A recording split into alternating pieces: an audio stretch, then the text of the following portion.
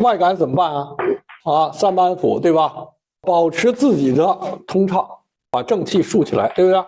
然后驱邪外出，来的东西都给它打跑，心温通散才解决外感风寒。是的，这个大理你掌握了，那具体操作你就有方向性了，就是原则，一定要心温通散嘛，对不对？驱邪外出嘛。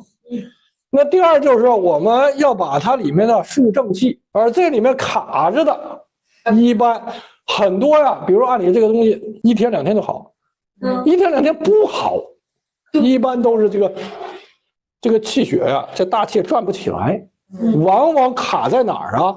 对吧？这个一旦你发现你1、2天好不了，一定是调肠胃呀，把这个整个的气机转起来，哎，一下你发现好了。